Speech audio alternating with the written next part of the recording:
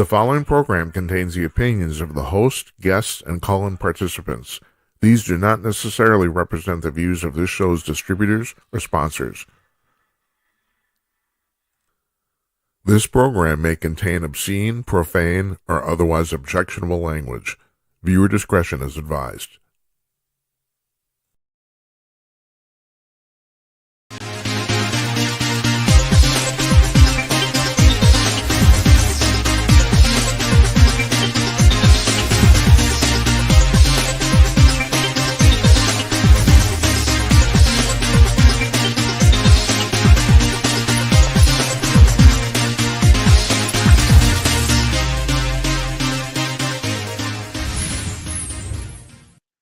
Howdy, hello, everybody. Come to you cordless. Greetings from Minneapolis.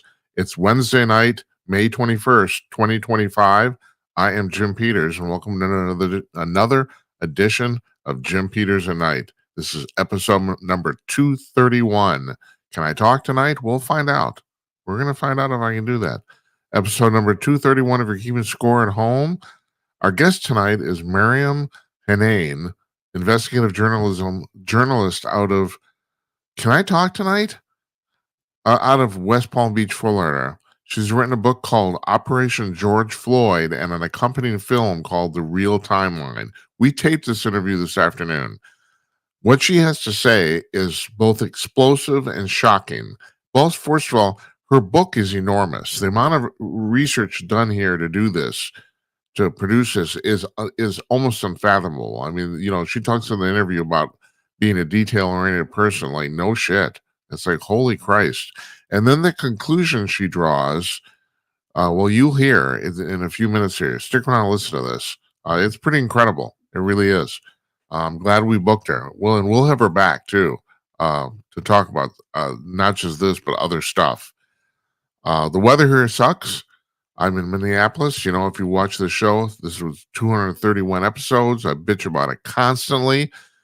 We've had, so far this spring and now summer, we've had easy 80 and even a 90-degree day really early. And today, I think yesterday was 44, and I think the high today was 49 or something like that. I mean, it's cold, it's dreary, it's raining, and normally I wear a sport jacket to do this. Screw it. I left my sweater on. The hell with it. It's like, it's just not, you don't want to go outside. I did go outside. I didn't enjoy it. I went grocery shopping this afternoon. No, don't come here. No, Miriam has the right idea. West Palm Beach sounds pretty damn good right now. I went to school in Miami. What the hell was I thinking? I grew up in small town Minnesota, in southern Minnesota. And when I left here, when I thought I was 21, I thought I was never going to come back, ever. I just like, yeah. God has other plans, huh? Okay, so Maryam Henein tonight. Tomorrow night, our old friend Tim Conaway, former executive editor of Hustler magazine. We will, as old men do, we shoot the shit. That's why I have him on here. It's like he comes on once a month and we talk about crap, and hopefully you find it entertaining. Hopefully. Monday we're taking the day off. It's Memorial Day.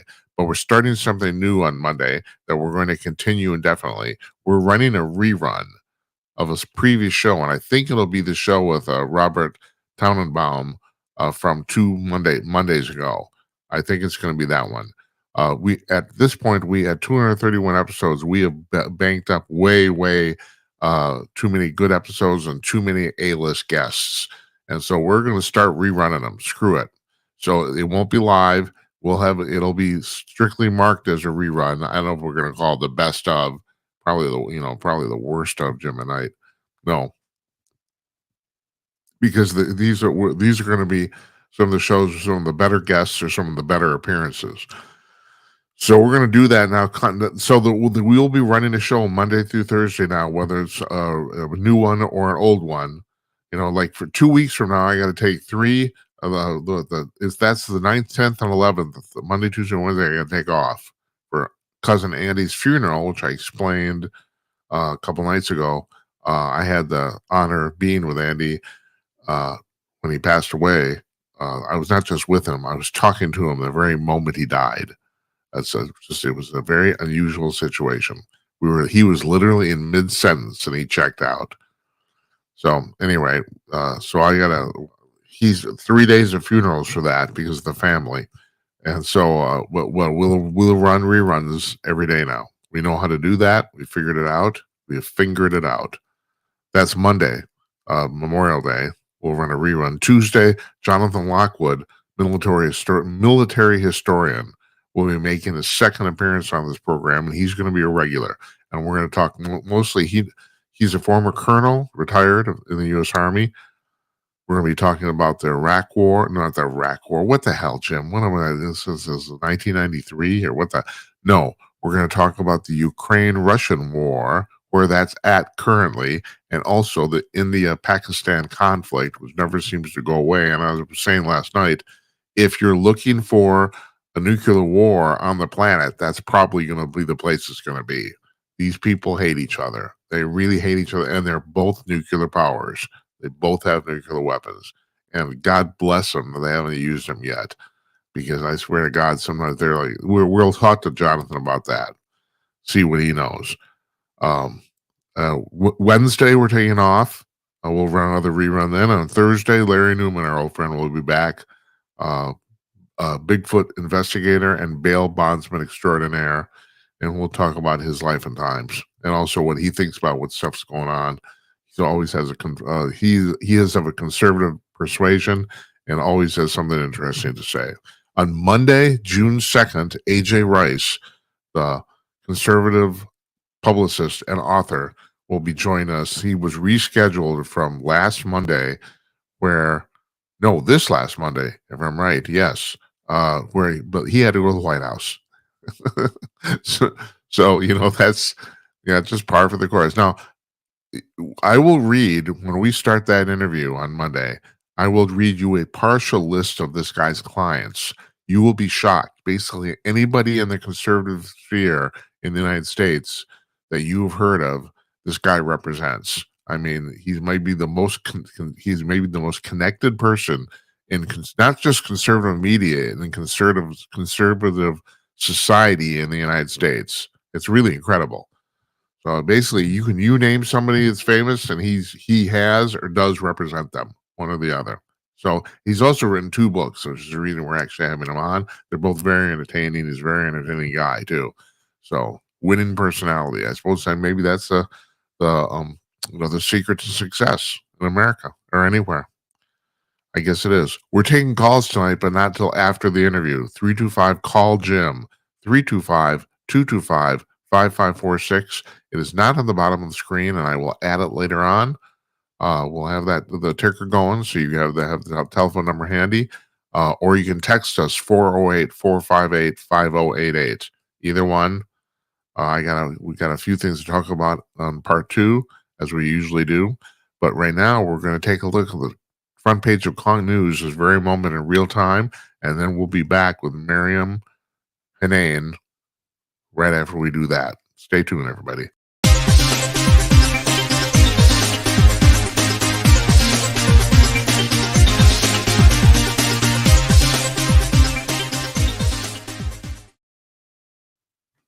Hi, all. Jim Peters again for Kong News. Let me tell you one of the greatest things about Kong News. It's free. It's completely and totally free. You don't need to register. You don't need to log in, subscribe, none of that stuff. Sure, they run a few ads on the front page, but if you're an old fogey like me, you might actually appreciate this, because when you check out Kong News at Kong.com, you'll probably notice that it's the closest thing to an old-fashioned hard copy newspaper that you'll find online. The latest up-to-the-minute news from 75 high-quality sources collected every 3 hours, all laid out with photos and headlines directly from the articles. And when you click on a story, you go directly to that story. No ad page, no interstitial page, none of that stuff. This is the way online news is meant to be. And did I mention that it's completely free? Seriously, how much of the stuff in America is free now, right? That's of quality anyway. So check this out for yourself. It's at Conk.com, CONK.com. Conk News.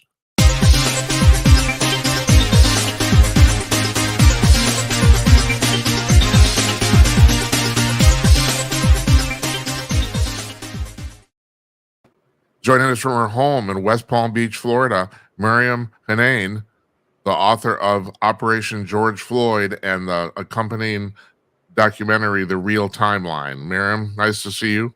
Glad you could join us. And I was just telling you, one of the reasons I'm so interested in this is because we're in Minneapolis. So this, and also I very appreciate you coming on.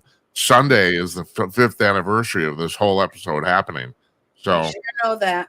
all right. So first question: you're in West Palm Beach, Florida. Why did you decide to write about this?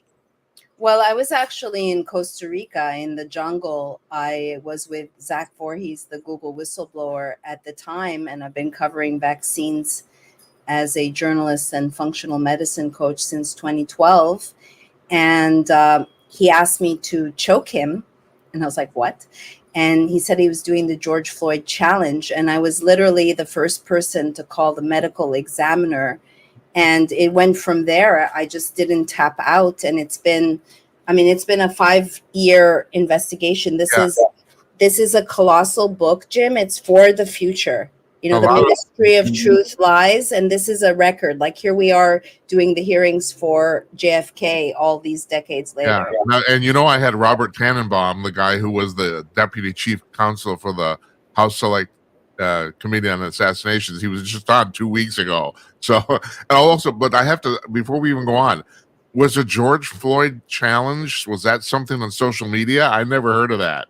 Yeah, it was circulating. A lot of this story circulated on Twitter, and that's instrumental too. They leaked the story and it gained momentum, and Benjamin Crump was tweeting, Jacob Fry was tweeting. So it's interesting that a news story would unravel on Twitter.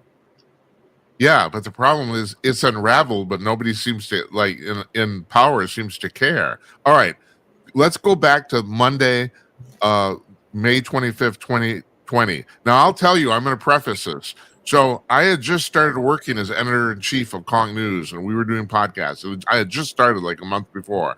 And somebody asked me, they said, well, what do you think's going to happen? I said, well, this is Monday night. On Wednesday, there's going to be a big riot. And somebody said, why not Tuesday? And I said, because it's going to take Antifa 24 hours to get here. That was my answer. And of course, I was right. Yeah. Okay.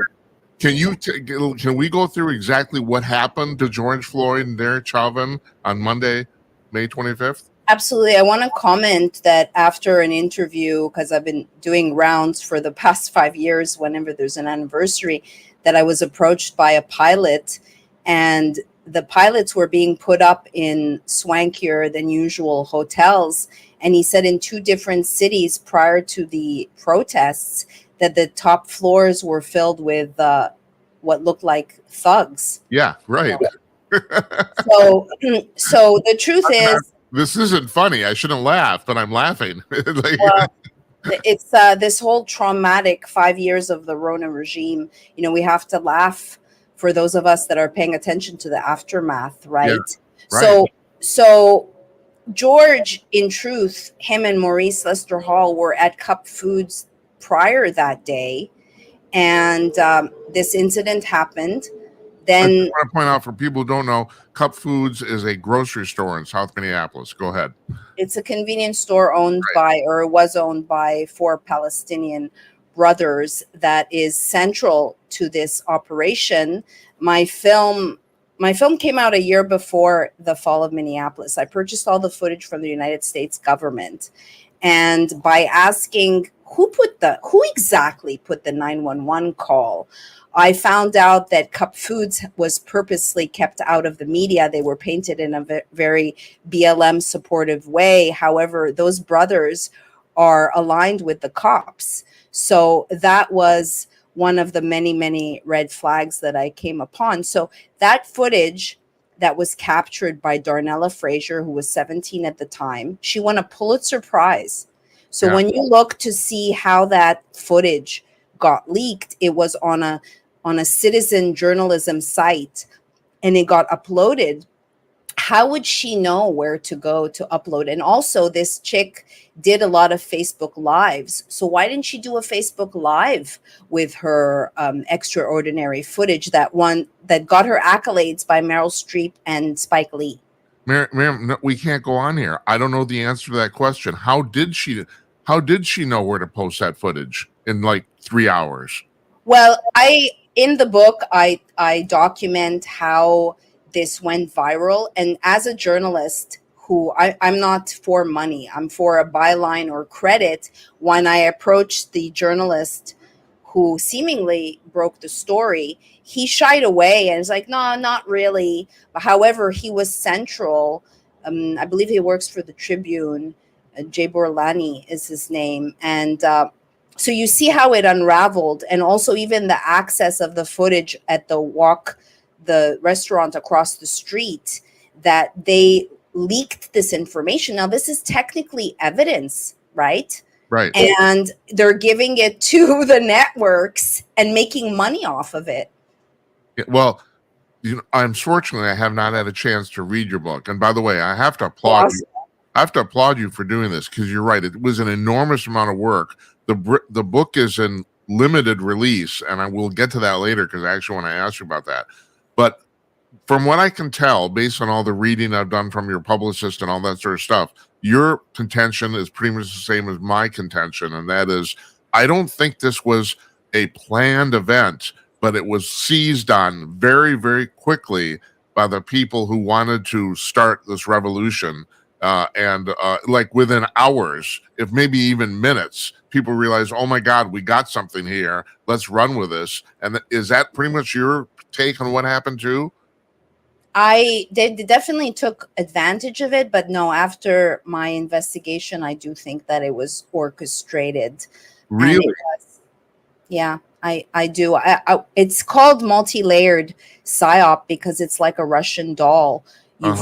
You find one doll and then you find another. So, for instance, on one hand, it helped us go from virus to violence, and that's one layer. It was a color revolution. It was also, I believe, the duty to intervene exercise. Now, in 2020, due to Bill Gates and such, we saw these tabletop exercises, and he has, Bill Gates, a chapter called Practice, Practice, Practice, where we have become the guinea pigs in this Hollywood scenario called our lives. And on one hand, Derek definitely did not get a fair trial. Yes, and he represents we the people. Anyone who covered the trial, which I did every single day, it seemed that he was winning.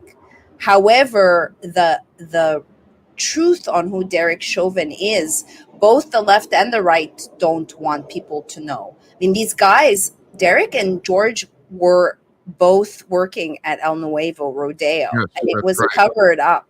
Right. Well, I don't know if that's because I'm in town here. I knew that, but you're right. I don't know if the public nationwide knew that. These guys actually knew each other. Right. Yeah. And on two different instances, I posted on Craigslist, if anyone has anecdotal information on them knowing one another. Both times, within 30 minutes, my Craigslist ad was flagged and removed. And by the grace of God, I have inserted myself in the story by speaking to Maurice, who was the black man with him. Can you still hear me? Oh, yeah. No, I can still hear you. Who was the black man who was with him that day, who nobody cares about his black life. I'm the only one who's speaking to the shanker of Derek Chauvin because they don't want that story to come out as well. And so arguably Derek was a patsy. Why was he sent, Jim, to a prison where there's a lot of gang members instead of a high security or medium? Yeah. And here we are a year and a half plus later, and I'm the only one who knows the details of the shanking and speaking to the informant because he doesn't want to speak to the prostitutes and Paris and prostitutes and parrots. He trusts me, but I can't get the story out other than on my Substack. So, Maryam, let's go back here though. If you think this was an orchestrated event, was George Floyd himself a patsy, or did he? I mean, I assume because he's dead, he didn't know what was going to happen. Even though, I mean, and you can address this too. Yeah. Everything I've seen says the pathologist and the autopsy people said Chauvin didn't kill him. that he died basically of a drug overdose. Right. This is like a Gordian knot. So if it's a duty to intervene exercise, like every time you think there's one thing, there's something else that neutralizes it, and then it's very difficult to ascertain what the truth is. Now, if you look at George, first of all, how they painted him in the media, it's actually an amalgamation of 3 different people. Oh, okay. Interesting. Okay, so I asked myself, I wonder if there's a drug corridor between Houston with Texas and Minneapolis. Well, how many people know that George was a truck driver? Yeah, I didn't know. I didn't know that. I did know, like you said, that he worked with Chauvin at that nightclub. I did know that.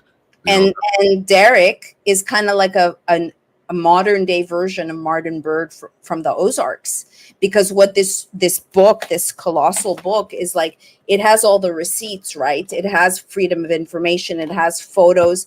Even if you consider, if I was commissioned to write this book today, as a real journalist, all my footnotes, they've even been scrubbed, half of them off of archive.org. So how could you put the information together? But I bought the debt from Cup Foods so that I could do a FOIA for George Floyd's social security number. And then I ran that. I waited a year to find a private eye who was gutsy enough. And I got hundreds of internal emails between the MPD and the government. Isn't that dangerous?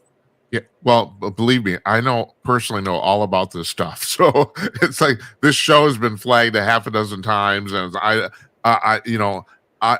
nothing. What I've learned being I've only been really in the news business for about 7-8 years here, and I've already learned that things are way, way, way more complex than the public ever knows. But I want to get back to this story here. Okay, if Floyd himself was a patsy, who, in your estimation, actually coordinated this? Who orchestrated this whole thing? I'm assuming it's a group of people, not one single person, right? Right. I mean, I go back to all the way of Tavistock to explain to people how the Tavistock, the lie factory, and if you have an operation, there's compartmentalization. Not everybody in the operation knows the full scope. Right. They're just told what they need to know. And so even George could have been told, we'll make you Rodney 2.0. We'll immortalize you. There's a line in my book, in my movie, well, George says it, I'm scared AF when this goes off on me, when this goes off on me. What exactly goes off on him? Does he take drugs? Look, let's say you do the autopsy report. There was a toxicology lab done. You have to ask, hey, look for cyanide, because it could have been cyanide. It could have been something other than the fentanyl. But so if you don't ask to look for something, and these subsequent supposed autopsies that nobody actually cut into the body, but they bullied medical examiner Andrew Baker, yes, and he almost lost his job, and he got threatened by other forensic pathologists, and I detail that in the book. I mean, I haven't, this wasn't necessarily what my soul wants to write. I think it was a cosmic assignment for the future. I had to be very diligent because it was an active investigation, which, by the way, investigations take a long time, real ones. Yeah, they do. And while writing the book, and it just so happens that it's come out kind of at the heels of the 5-year anniversary. You were talking before about why you actually wrote this in the first place. What was do you remember the actual moment where you decided you had to do this? When I was covering the Derek Chauvin trial, and I looked at all the notes that I have, I'm like, well, I might as well write a book about this, not knowing how deep it goes. Like, for instance, in the beginning, you're told, or you hear that there's 33s or free Masonic links.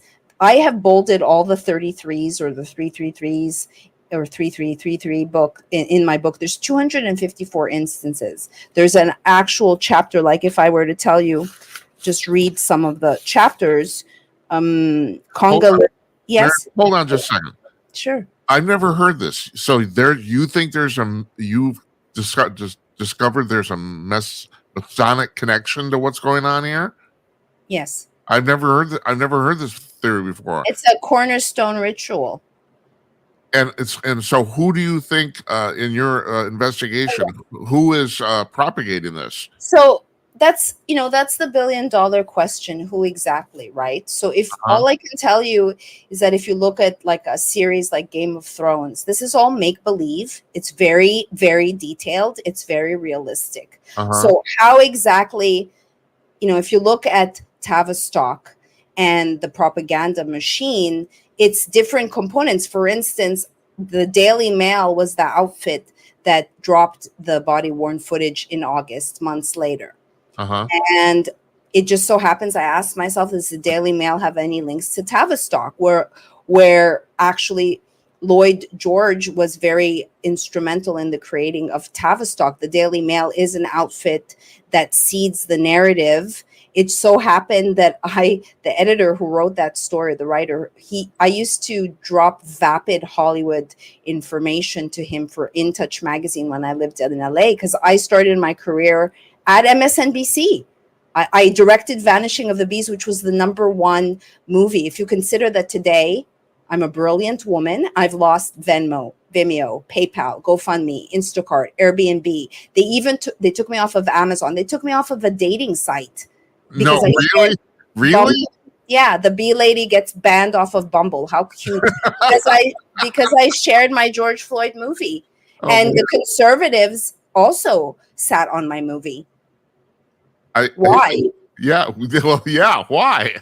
I mean, that's especially.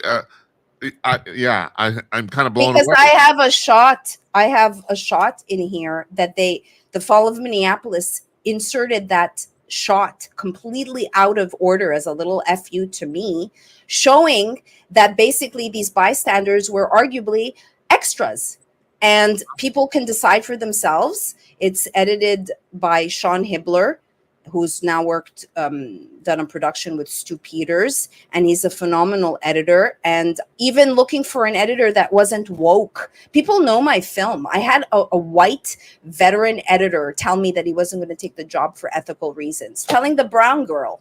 Yeah. Like, well, hey, so Maryam, do you think that any of that footage that came out about this actual death of George Floyd, was any of it staged after the fact? In other words, is some of it simply not real? It could have been done. If you look at that day, the sun set at 8:30. If you look at the footage, the sun doesn't change. Now, George and Maurice were at Cup Foods earlier that day. So who's to say when it was shot? And when I purchased all the exhibits from the trial, there was some shots of bystanders from across the street at I think the gas station, that didn't make it into the cut. So you could see, and my film has footage that the world has not seen of George Floyd, of ambulance, what happened in the ambulance in itself. That's a whole other story. Well, what did happen in the ambulance? Well, if you look at how long they tried to resuscitate him, why they did a load and go, because it's a duty to intervene exercise. So it's like, on one hand, the bystanders were the ones who helped, but yet on the other hand, they're rowdy. So they didn't go to the hospital. They parked on an intersection when the hospital is only 8 minutes away. Then they send the body. It just so happens that the hospital in Minneapolis is well known for resuscitation.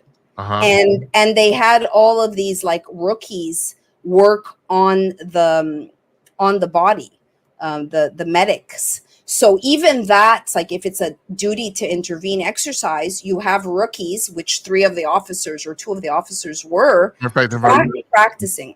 One of the officers, it was his very first day on the job, right?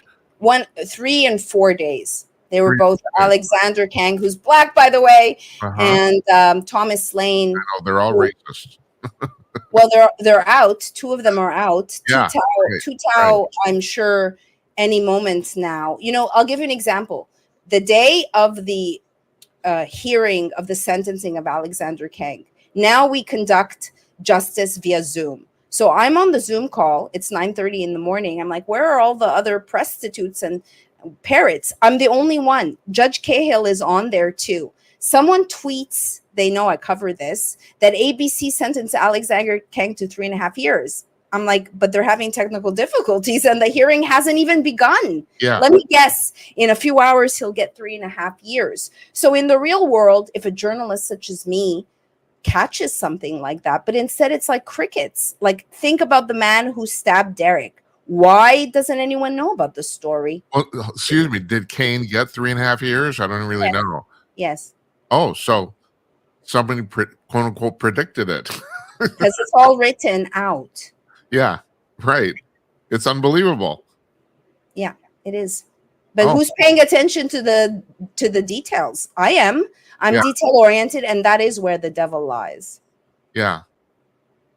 I'm kind of actually taken aback here. I don't really know what to say or ask you next. It's unbelievable. Okay, well, let's go back to the actual scene of the crime here. So my impression, first of all, my impression is that it's like he was completely hepped up on fentanyl. He had like something like 5 times more fentanyl in his body than an average person could tolerate, something like that. And he was supposedly complaining about not being able to breathe well before he got stuck on the ground. And apparently that's in video, correct?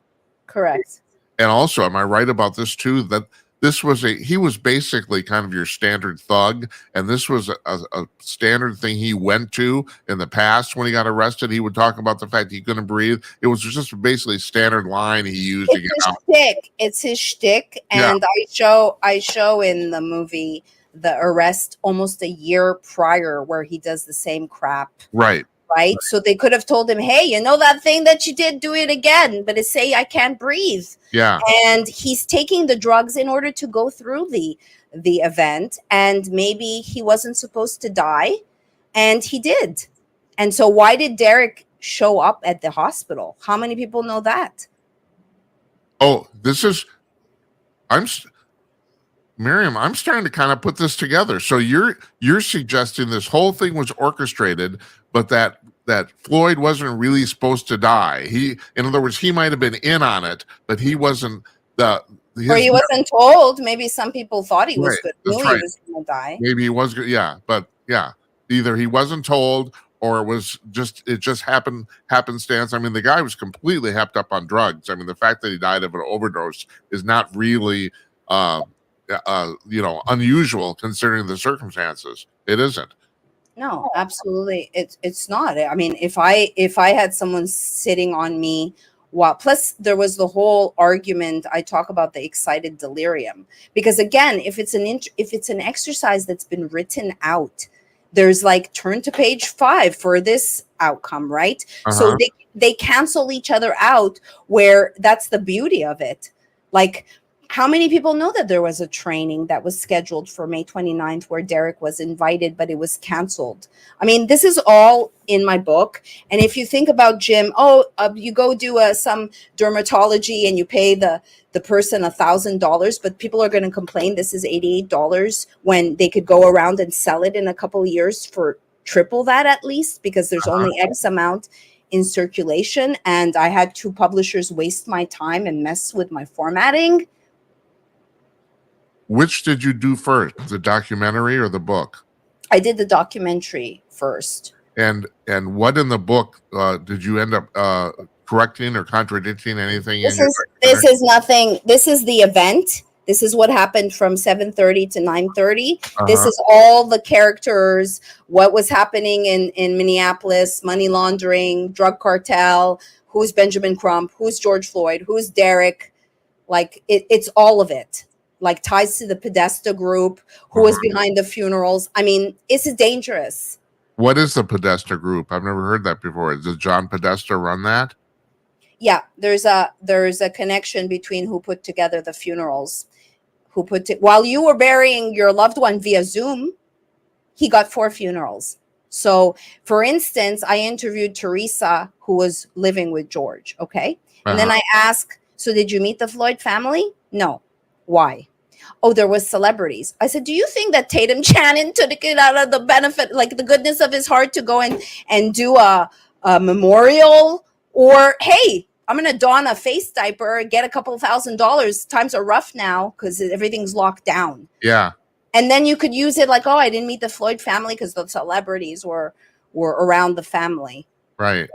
Well, I don't have to tell you this, I'm sure, you know, and the 5th anniversary now in South Minneapolis at Chicago, I think it was 36 in Chicago where this happened. They're trying to decide whether they want to put up a permanent memorial. And the interesting thing is, as far as I can gather, most of the people in the neighborhood are against it because they don't because this whole thing has disrupted their lives for years. Right. Mm-hmm. But there's a small coterie of people that are really pushing for this really hard, you know, and I find it kind of fast. Well, first of all, Cup Foods, correct me if I'm wrong here, and I don't go down there. Matter of fact, I haven't gone down there since because I literally don't want to deal with that's right, I don't. But Cup Foods is still running, but from what I understand, their business is basically completely shot. Is that true? Well, they sold it. They own the building. Yeah. They still own the building? Yeah. Yeah. Yeah. So, but the business is open, but they don't have. But how did they stay open, Jim? How did they not get burned down? Right? That's a really good. Yeah. No, I know that you're right. I mean, half the city, half South Minneapolis burned down, and this place did not. This place survived. It's really kind of interesting. Well, it's more than kind of interesting, you know. Well, it makes sense when you read my book and you find out who Cup Foods is. Yeah. Oh, okay. I mean, I'm a very thorough human. I guess you are. I know. All right. So tell me one more thing I don't know.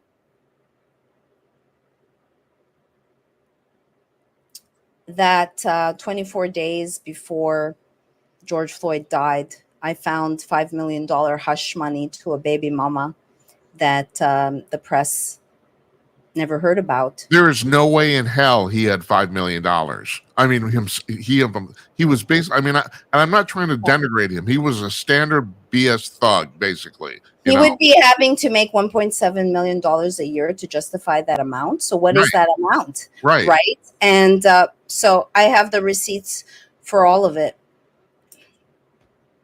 And that was before this happened. 24 days before. God Almighty! It's like, all right, okay. One more time, Maryam. Who? All right, I'm asking you to speculate now because I understand you don't know. Who do you think was behind this? Like either a group or the government, Hollywood. That's how these. Why is it that there's like only a couple of hundred of these books? This could be a bestseller. That Pulitzer Prize that Darnella won belongs to me as far as I'm concerned. Yeah, well, the people who bought the book are blown away by what I found. So you can only get it at MaryamHenein.com. Yeah. Like it's sad because I didn't think after all of this work that I wouldn't be able to have the reach. Like anyone who's like, Tucker's not going to have me on. Why not?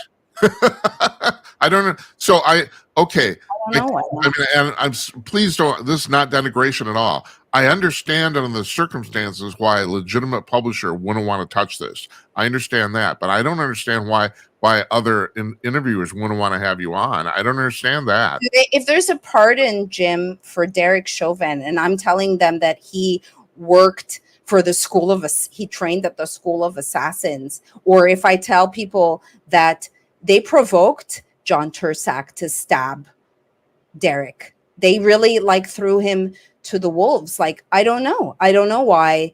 I do know that I tried to reach out to Liz Collins because I'm exhaustive in my research and I look at patterns, and they didn't return my call. I know that American thought leaders, Jan knows about my story that I wrote that went viral, but they put her on American thought leaders. Is it my tattoos?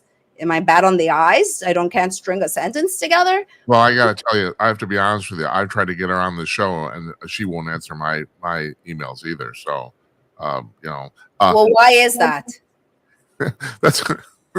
Well, I gotta admit that's interesting because yeah, I've had I've had kind of the same problems you've had, and I think it might be because yeah, maybe I might know a little too much. You might ask a question that she doesn't know an answer. They poo-pooed on the shot of Tu Tao signaling, but they put that shot in their movie.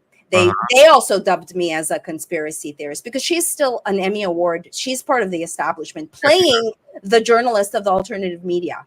Right. But I am arguably one of like the best journalists in this country. I've reached this glass ceiling with my career. This is the part that I don't have to tell you about. There's the alternative media, and then there's the alternative media. You know, that's right. So it's like the whole thing. And all right, Laura. Here's a thing I want you to address. One of my theories about why that's happening, or the fact that all this stuff is happening and all these conspiracy theories basically end up coming true, is because there's an enormous number of people in society now, period, and people need things to do. So literally they get involved in crap. So where 50 years ago, you might have had 50 people involved in some sort of plot. Now there's 200 or 300. And everyone asks, and I get this question. We did a show on this on Monday. How can people keep this a secret? Well, first of all, they don't. You're here. We're talking. This is going to be on the internet tonight. And so it's not a secret, but the fact is no one at the White House stands up to a podium and says this happens, so people don't believe it. That's part of it. I want to say that when all is said and done, the only thing you take with you is your soul. Mm-hmm. And that under the Rona regime, a lot of people hoard out their soul. And I didn't. And I spoke out for others because I knew what was coming. And when I need the support, it's like most people are damaged because of this jab. They're not in their hearts. You can't raise your frequency without your heart. Or they've been compromised to a certain degree. They've hoarded out their souls and I get it. I mean, being on food stamps after building $1 million company, being a brilliant, creative person, and being infiltrated in my health and wellness company, Honey Colony, like this, my friends, I mean, Mark Grenon of Genesis Church went to jail for chlorine dioxide. You know, his sons are still in jail. So I could be in jail. It's possible. I was going to ask you about this because, you had your quote unquote regular jobs in the wellness industry, and talking about selling out your soul. One of the things I talk about on the show regularly, I have people on all the time talking about like reincarnation, and there's increasingly scientific evidence now that that's real. This is not a religious thing. It's not a religious thing. The religions took it out.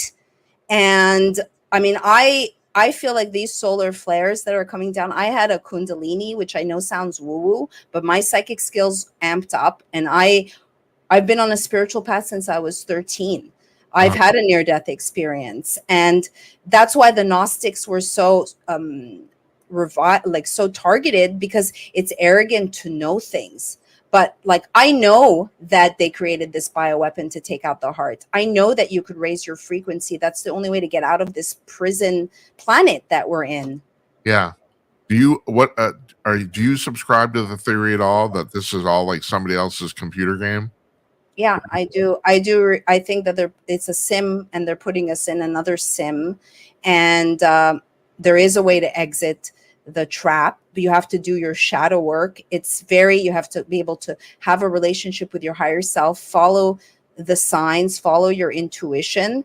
And I have a very good track record. I mean, I allowed people in my company because I'm not a sociopath. So I've trusted people and empowered them to basically sodomize me. And the path is to love yourself. Christ consciousness is to be in your heart and to try to see beyond the division that they're putting on us. There's not enough love in the world, is there, Maryam? No, there's not enough love. People devolve. You know, I've tried to keep I'm not going to devolve to the mediocrity or to the lower chakras of shame, guilt, fear. Like, I've endured a lot of trauma over the past 5 years, but I'm alchemizing it. And it's by standing in your power and believing in yourself, and not just following, like, people think being an individual now is having purple hair. Like, no, sorry, it's not. I know. Yeah, I'm so glad you brought that up. Yeah, it's such a cheap thing. It's like, oh my God, no, it has nothing to do with anything. But you're right, people are doing it. To beat to your own drum. It's Yeah. threatening to others, because I could spark a revolution with my, for every, if I had $1 or money for every time, it's like, I love your passion.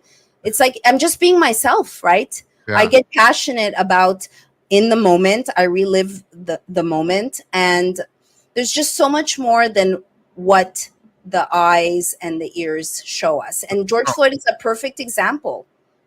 Am I being simplistic here? Just thinking the primary reason people sell themselves out is for monetary greed? It seems to be. Yeah. Even like, think about, Jim, the woo-woo people who are like, oh, Hello? Are you still there? Yeah. Hello? Maryam? I'm here. Yeah. All right. Yeah, now I can hear you again. Go ahead. I'll show you how to manifest. Like, money, I haven't been directed by money. I've made a lot of money, not for myself, for my company, or I gave it to whether it's predatory loan officers or the people in my company. But I've chosen the pious life, and I uphold sacredness because they've replaced it with Satan, and integrity. And I understand when push comes to shove. Like, I'm a single woman. My dad disowned me. My dad worked for Pfizer, and he's a Christian. And I'm not saying it to feel a lot of us lost family and friends, but because he forbid me from talking about the Rona. That's why he disowned me. Because he took the jab, obviously. Do you I don't know if you follow this. The other thing, I'm kind of an expert on the UFO situation, so we talk about that a lot too. There's a lot of people in the Pentagon, apparently, in the U.S. military, that say that one reason they don't want to publicly talk about the UAP situation is because there's people in the Pentagon that think it's basically it's demonic. In other words, that there's a religious component to this. Do you buy any of this, or what do you think about this? I interviewed someone called Frank Jacob. I have a show on Rumble called Truth Lives Here. And Frank Jacob. We'll link to that too. Oh, thank you. Do you need the link? Yeah, you can send it to me later on. Right. Yeah. Because we're this show is on a bunch of places, but primarily on Rumble. That's primarily our primary audience. Anyway, go ahead. I interrupted. So he talks about how the creation of the Abrahamic religions in 1850 coincides with an Archon takeover. I personally don't believe this is human. I believe that episode of X-Files where the government has made a deal. There's a harvesting going on. And again, it's a spiritual war. And what if the rapture, what if there's a great reset coming, which has happened many times? These solar flares are, July is going to be the solar maximus. Right. And what if people who've gotten their house in order, it's like, I'm not afraid of death. I'm afraid of not living. Yeah.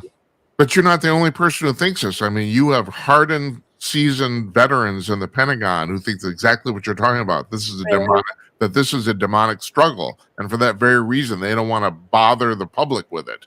I don't know if that's the right thing or not, but that seems to be their point of view. I mean, I don't know if I've gathered that. I don't know if you have, if that's, I'm not saying that's right either, but that seems to be where they're coming from. Well, let's see, if you've seen the movie District 9, like how long it will be before there is a disclosure that we haven't been alone for a really long time. You don't need ships in the air. I mean, if you're drinking, this is my opinion, because I'm a purist. If you're drinking, if you're doing drugs, the Agent Smiths are real. They take over. I've witnessed infiltration where they're wolves in sheep's clothing.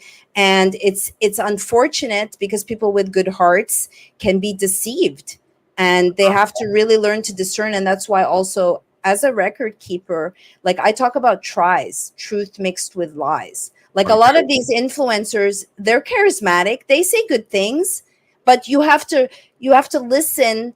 It's like, I listen to lots of people looking for you said that one thing that's not true that you shoved in there. Uh-huh. Maybe whether they know it or not. I might steal that from you. Try. That's a good thing. Yeah, I have to be honest with you, and maybe we should end this with this too. I sometimes wonder if I've been deceived. I'm really try. I do. Think sometimes I sit in bed at night, stare at the ceiling, and I'm thinking, am I just been tricked? You know, I'll give you an example too, and this is more hardware and down to earth. There's a journalist named Jazz Shaw. He passed away in October. He was a regular on the show. He was basically the UFO reporter for Salem Media, and he was well known in the UFO community. He used to come on the show regularly, like once a quarter. And the last time he was on, about a month before he passed away suddenly, unfortunately. I asked him, I said, "What's your biggest fear on this whole thing?" And he said, "Jim, my biggest fear is that we've all been deceived and it's all bullshit." He said, "That's my fear, that all this there's nothing to this, and it's complete utter crap. And I've spent my entire life studying something that basically doesn't exist." And sometimes I just wonder the same thing. If I'm part of the deception, if I've just walked right into it.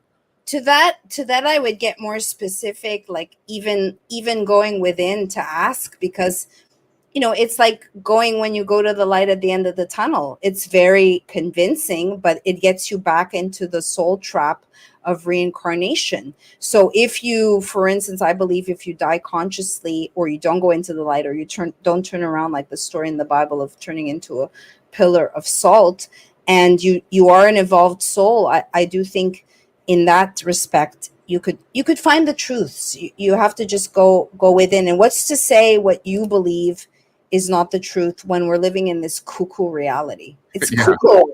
That's true. It is cuckoo. Yeah, and it gets more cuckoo every day.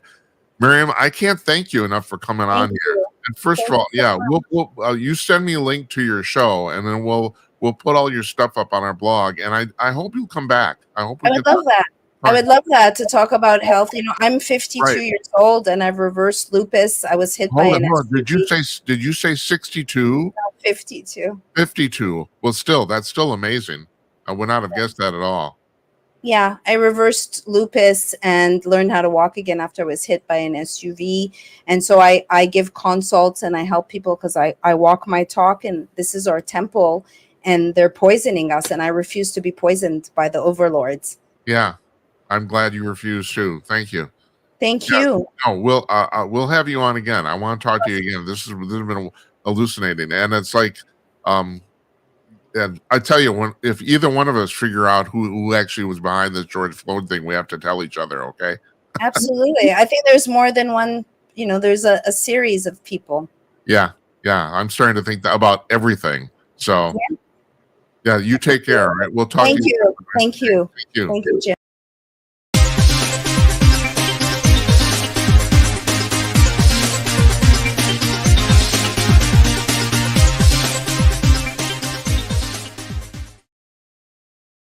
Hi, all. I want to talk to you about Conk News. You've probably heard me talk about this before, but if you're a news junkie, you should try this out. Conk News is a news aggregator. Now, there are plenty of news aggregators on the web, but Conk News is different than all the rest, and here's how. Most other news aggregators will lump the top stories from each news source under that news source. The top 10 stories, like, for example, from Fox News, Breitbart, the New York Post, etc. What Conk News does is it sends its servers out onto the web to over 75 different news sources every 3 hours. And yes, this is an automated process, but in this case, that's actually a good thing. And collects the latest stories from said 75 sources and then lays them out on its own front page in the order they were posted, regardless of the source. So you see the latest stories at the top of the front page, regardless of where they're from. And this is all free to you. You don't need to log in. You don't need to subscribe, register, nothing. It's completely free. All you have to do is go to conk.com to check it out. That's conk.com, CONK.com, conk.com, Conk News.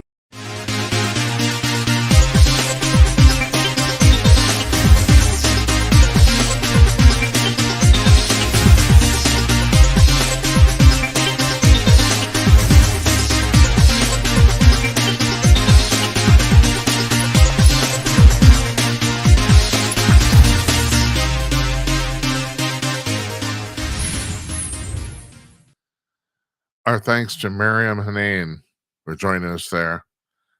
that was so I'm going to wrap that up for you in case you missed part or all of that. Uh, she basically, from her research, has come to the conclusion I concluded, and I'm living here in town in Minneapolis where this happened, that there was a plan afoot to engage in some sort of insurrective action by Black Lives Matter and or Antifa or any of these groups you want to plow together. And this thing with George Floyd happened on Monday afternoon of May 25th, 2020, and they decided to basically pounce on it. That's what I decided. She's come to the conclusion that the whole thing was basically meticulously planned out ahead of time, except for the fact that George Floyd also died, which was not expected. Uh, Other than that, the whole thing was choreographed. And that's pretty incredible. But I have to say, the light bulb went when I'm talking to her, when she was talking, when we were doing it in real time, the light bulb went off in my head. I thought, holy shit, sh- she might be right. I never thought about this. I mean, yeah. So George Floyd's death was unexpected, but the rest of it might have been planned. Totally planned on in advance. I mean, she goes on to the point that she discovered that 2 weeks before this happened, there's $5 million in George Floyd's bank account. Now, George Floyd was basically a two-bit thug loser. I mean, I can't put it any other more distinctly than that. I know people and there's certain people in the community in town here who would probably be very upset about that, but he was a man of no particular expertise, education, nothing. He was just a guy, and I've never ended up with $5 million in my bank account. I don't know about you. It's never happened to me.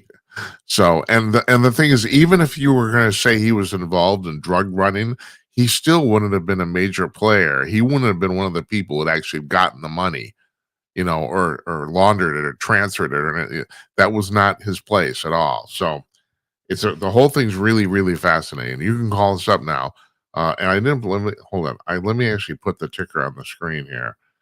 I'm having a problem with my cursor. I think I need a new battery. There we go.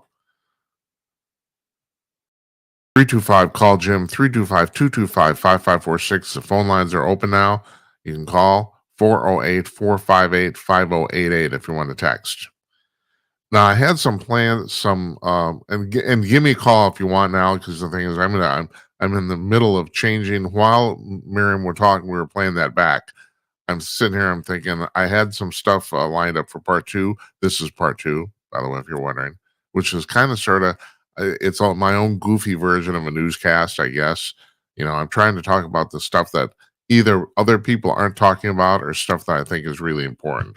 And that's the thing. I kind of had a change here in my mind, so I'm not running off of any notes at all, because I was originally going to talk about some of the stuff that was happening in the UFO world this week. But no, I think what I really want to talk about, and if you want to talk about this too, call me up, about this thing about Jake Tapper and his book. And I know we talked about it last night, but the thing is, these people, and when I mean these people, I'm talking about the legacy media, they've really beclouded themselves. I mean, this is becoming this whole thing about Joe Biden, and covering up not just his ineptitude, but that was part of it, about his physical ailments. I mean, now he's got prostate cancer suddenly. I mean, I'm not the only person who said this. That type of cancer is so slow growing that he probably knew about it even before he ran for president in 2020, let alone afterwards. I mean, we're done. I'm done with the coincidences here. I'm done with the, oh my God, he was the president of the United States. He had theoretically the single best healthcare of any person in America. And you're going to tell me they just discovered this? No, that would be colossal incompetence. I mean, now, unfortunately, Scott Adams just announced that he also has the same cancer, and he doesn't expect to live past Labor Day at this point. I mean, um, I happened to catch the end of the 5 on Fox News tonight, and Greg Gutfeld did basically a really heartfelt tribute to him about the fact that how many people's lives he's changed with his wisdom and insight, and that's true. And you would think a guy now, Scott Adams has been wealthy for a long, long time. And so you'd think a guy that wealthy would have caught that relatively early. But, it's crazy how stuff that this works. We got a call here, and I think this is Think. Let's see. Hi, who's this? Hey, this is Think. That's what I thought. How you doing, Think? Hey, Jim. Did I interrupt you No. about that talk about taper? That's a really good subject, actually. What about what is? The book Oh, the book that he's writing, that about what he's writing yeah, about Joe Biden. yeah. Yeah, that's What? I was watching a debate that he had on a show, and the host really grilled him hard about it, because he was I forgot what's her name. I know that she's Trump's daughter, or adopted daughter, and she was on this interview saying that Joe Biden was stuttering, and he was looking like he had cognitive issues. And what is his name? The guy that wrote the book, is it Taper? I forgot his full name. Jake Tapper and Alex. Yes. I can't remember the other guy's name, but nobody knows, because Jake Tapper is a famous one. Yeah, Jake Tapper was basically destroying, like saying that she's not qualified, she's not a doctor, so she cannot say that she cannot diagnose somebody with cognitive issues, and he kept talking over her every time she tried to say, "Well, this is my opinion. You look at him; he looks like," and this was years ago. She was trying to say he looks like he's having issues, mental problems, and he was making it seem like she was making all this up. Yeah, that's Laura. That was Laura Trump, and I've seen that clip. Yeah, I mean, yeah. At the time, Tapper really grilled her, and now was it Megyn Kelly that he was talking to that was really grilling him about it? Is that what you're talking about? Yep. Yeah. Yep, that's correct. That's it. Yep. Right, and he deserves it all. It's terrible. Yeah. I mean, he's like trying to apologize and say he has humility, all this sort of stuff. It's bullshit. It's complete, utter bullshit. He's just trying to capitalize on his own fucking crap. Yeah, a lot of them are. I don't accept any apologies from these people. I mean, why is he suddenly coming out right now and saying that? In his book, he says that he was told to say this stuff, right? I don't actually know.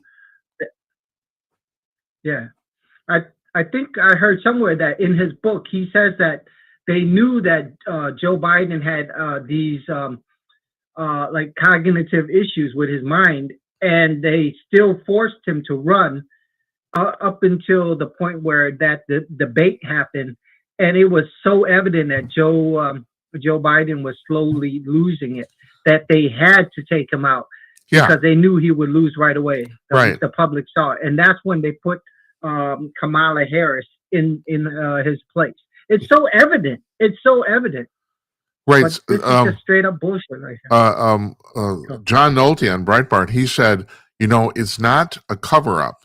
It's gaslighting. Because like you said, we of you were paying attention, we all saw how terribly infirmed Joe Biden was, and they're trying to say it wasn't true.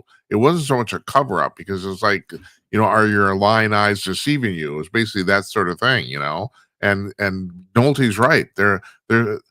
They went out of their way to basically chastise anybody who pointed out the obvious, and now they're all pointing out the obvious and trying to. And you're asked, why did Tapper write the book? Well, the answer is pretty simple. Think money. Now, I don't know how much money he's going to get out of it. I mean, as a general rule, everyone pushes these books and they're all hoping to make a little profit, but the key word is little. There's not a lot of money in writing books, even if you're relatively successful. I mean, every once in a while, one of these books takes off and sells millions of copies, and if that's the case, you make millions of dollars. But generally speaking, a book like this, a political book, only sells like 5,000-10,000 copies generally. So I don't know Tapper's well known, so that might change. I don't know. It's worth pointing out that Barack Obama, before he became president, even before he was elected to the state house in Illinois, he made millions of dollars writing books. He wrote a couple books that were extremely successful, and that's where he actually got his original money. And that's legit. I mean, it's like, okay, you wrote a book, it's popular, good for you. I read one of those books, or at least one chapter of it, in a Barnes and Noble, and I was astonished. Not how it wasn't badly written; it was very well written. But I didn't realize this guy. I didn't know at the time he was that liberal. I didn't. But I'm kind of changing the subject, So your point is well taken. It's like, why is this guy doing this? Well, I guess the answer is cash. That's all I can think of. Yeah, but I mean, yeah, he's doing this for cash. That's right. It's obvious he's doing it, but the fact that he can come out right now and just say, "Hey, I was told to say," I don't know if in his book he says that, but for him to just come out and just publicly claim that he was wrong, and that he has found out that Joe Biden was kind of mentally disabled, disabled, disjointed. I don't know how you want to put it. Right. I know what you're talking about, though. We all know what you're talking about. Yeah, not mentally stable. Yeah, and for him to apologize about that right now, I don't know. It's the same with Mark Zuckerberg. Mark Zuckerberg came out and said, on Facebook, we were told to fact check all this stuff. That's right. Do we accept his apology though? I don't know what I mean. He did so much damage. You got a point. No. I'm sorry. I'm chiming in to agree with you, and I don't know if we do or not. But he is going to gone on record. Zuckerberg said that the White House would call him up personally and literally scream at him on the phone to denounce some of this stuff.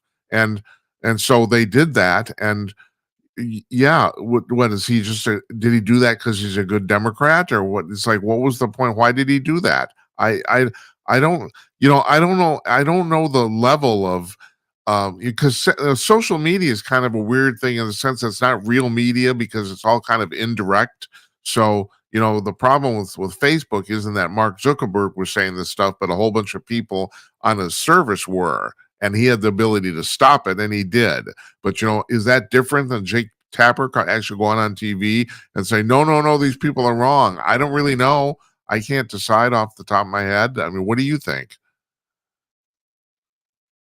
Yeah, I think it's right. The guest that you just had on a minute ago, the broadcast, she had said some really wild stuff, and for her to suddenly be censored and say, "Hey, get fact checked. We don't have evidence of what you're saying, so we're gonna ban your book. Or we're not gonna publish your book, or we're not gonna allow you to speak because we don't agree with these things that you have brought up." Now that is wrong.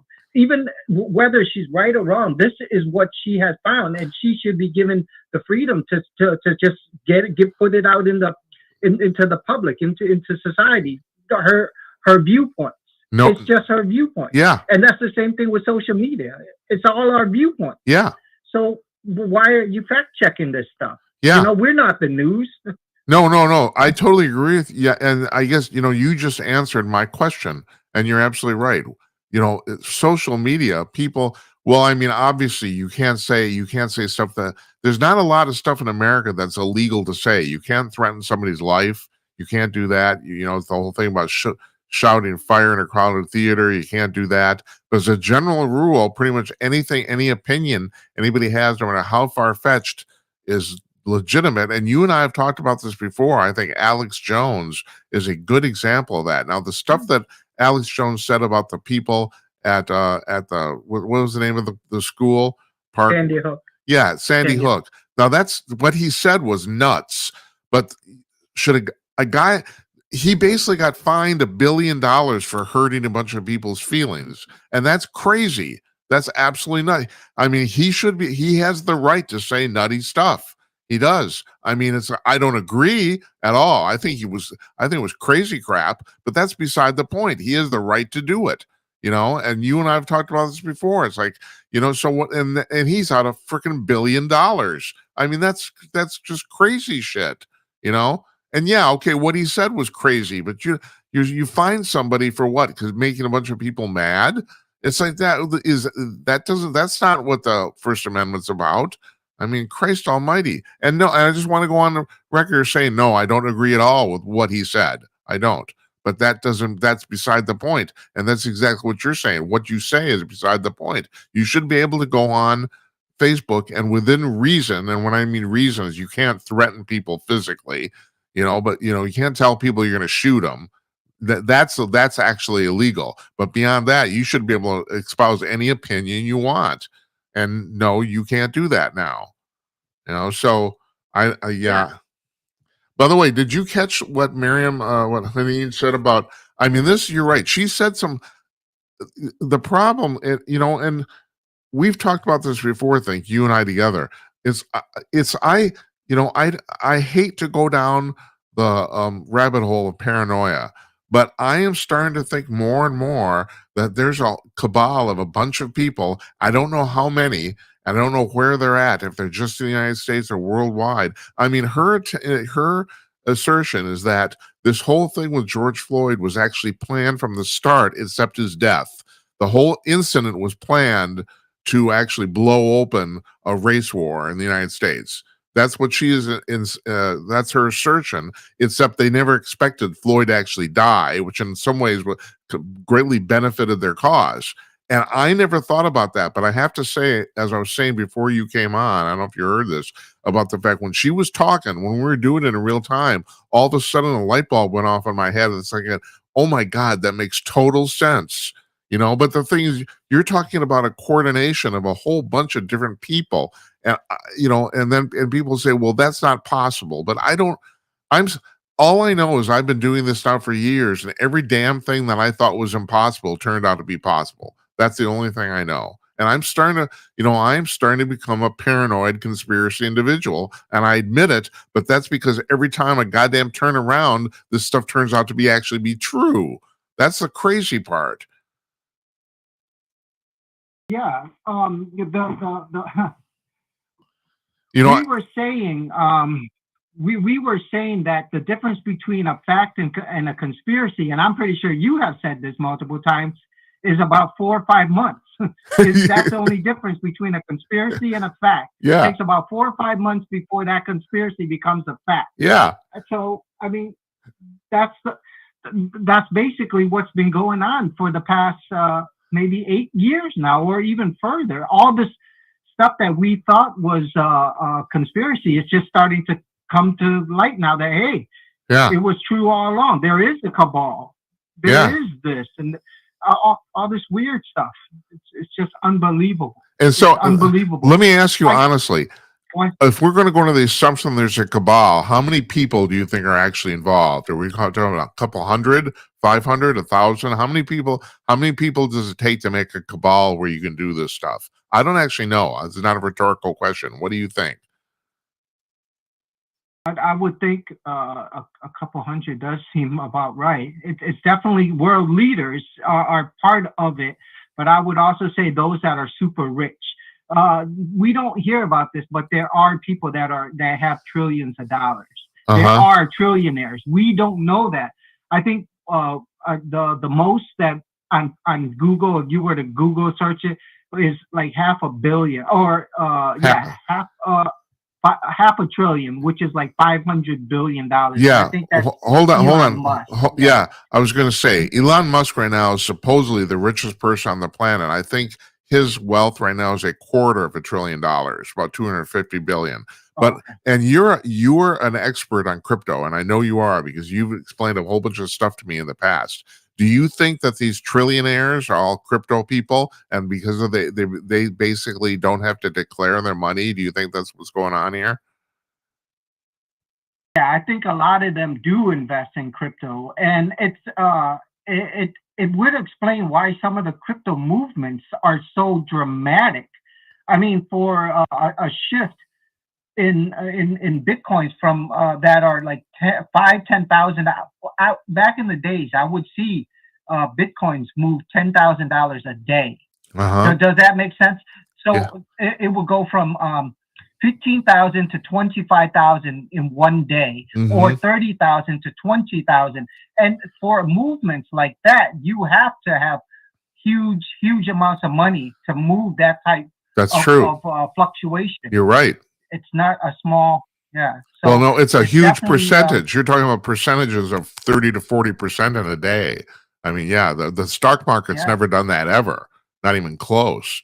No. You know, the crash of 29 happened because the stock market dropped 20% in one day, and that caused the whole economy to go kaput. And you're talking about 30 to 40%, and you're right, because that's the thing. That's the only thing I could think of too. It's also because of the dramatic rise in crypto. I mean, you know, I don't have to tell you this. You know this. You know, the guy who bought the 2 pizzas in 1993 or whenever the hell it was, you know, I mean, that same amount of money is worth like, you know, $500 billion now. I mean, it's crazy. So it would be really easy to become a trillionaire if you put money into crypto at the right time. It would. So, I mean, I have a tendency to. Yeah, go ahead. Oh, go ahead. No, please go ahead, because I'm going to do a long rant. Okay. Jim, all right. go ahead. Okay. I'll just finish that. I was going to say that I think that's the most likely scenario about the fact that, like you said, okay, in legitimate cash, Elon Musk has $250 billion, but I'm guessing you're right. And I have to ask you this question before you go on. How many people are we talking about? How many people do you think have like more than $500 billion in crypto? Are we talking about half a dozen, 50? How many do you think? I don't think anyone has $1 trillion in crypto. One person, I don't think, because the crypto market is only a couple $1 trillion. Oh, okay, all right. It's not big, and this is the whole crypto market, not just Bitcoin. The whole crypto market is only a couple $1 trillion, I think. That's all it is. It's not a huge number. So these people that are invested in Bitcoins or in certain cryptos are probably billionaires that are moving it that highly. Unlike someone like me, which is like moving just like 20, 30,000.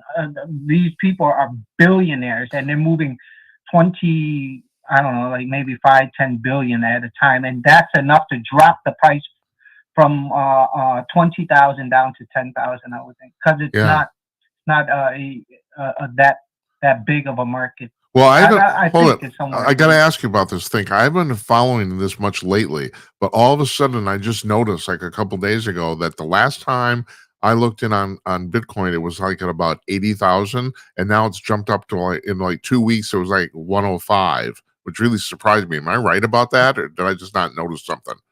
Yeah. Okay, so please let me rant now, Jim. Okay, this is okay. All right. So I do technical analysis, and I studied a long time about this. And I got to tell you, there's this pattern called cup and handle pattern, right? Hold on.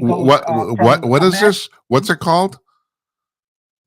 It's called a cup and handle pattern. Okay. So imagine a cup, like a U shape, right? Yeah. Imagine a U shape and then a handle, which is like a little handle going down, and it should be like 10% down, right, from the bottom. All right. So it just goes down like, and then from there, it bounces straight up. And that's what Bitcoins has been doing. And my analysis was that once it breaks 105,000, so it was bouncing off 105,000 for the longest time. Now, once it breaks that, it's going to go to 116,000. And from there, it should drop. It should drop. Now, if it doesn't drop, this is the thing. If it doesn't drop and it goes to 120 or 125, we're in what's called price discovery. And this is very important. Okay, Jim, price discovery. So from what I've seen in the past, Bitcoins usually goes from $1 to $10. And then it goes down and up and down. And then it goes from $10 to $100. And then it goes up and down and up and down. And then it goes from $100 to $1,000. And then from $1,000, after it goes up and down, it goes to $10,000. And then now it's what we're seeing from the last event, which is $10,000 to $100,000. So if it breaks 120, if it breaks $120,000, it should go to $1 million. It's always been 10x. If you see what I was talking about, Yeah. from $1 to $10, that's 10x, and 10x from 100,000 or 105 should be $1 million. If it breaks $120,000, it's price discovery, because nobody knows there's no what's called what is that called when it blocks something. No, it'll come to me later, but there's no blocks after 120. There's none of these blocks. Well, think. I forgot what this. I'm under the impression you're not the only person who's predicted this, right? I've heard other people. I mean, and I have to be honest, I've discounted it because offhand it didn't make any sense to me. But I've heard other people say it's going to hit $1 million too, like relatively soon, not like in 2020, 2100 or anything like that. Yeah. But still, the trend line, and that's what it is, the trend. If it breaks the trend, so the trend line that I have should be 116,000. If it breaks 116,000 and goes to 120, then the trend line has been broken, and from there on, it's price discovery. It should go to $1 million, but it could go up super high.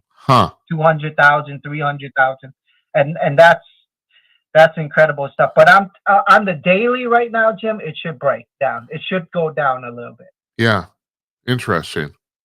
Yeah. So, okay, and just to explain to the viewers too, and actually to me, because I'm not certain about this, so I'm asking you for confirmation. Because of the blockchain, you were saying like there might not be no trillionaires in Bitcoin, but we don't know we don't know the individuals who they are, but we do know how much money people have, right? Oh yeah.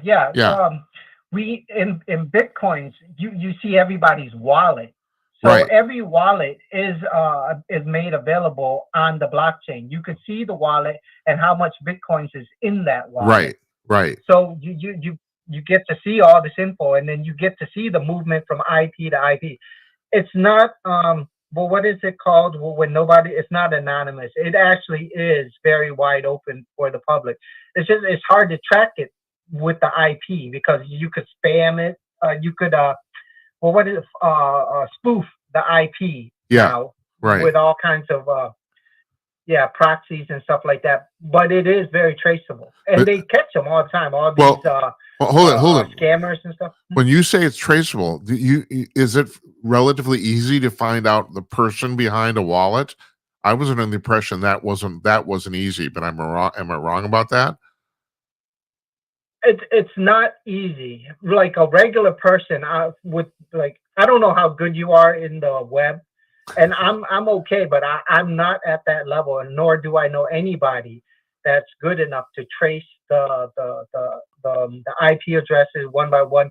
It takes a lot of info or computing power to track all of this, but the government can do it. The government has that type of computation abilities, and they can catch these people. They have the resources. I know you're right about that. That's true. Right. The government can do it. I know that's for certain. I don't know if other people, I don't know if other people could do it or not. And my impression was generally no. I thought the same thing you just said, but the government can definitely do it. So, I mean, there are coins out there. No, go ahead. Please go ahead, Jim.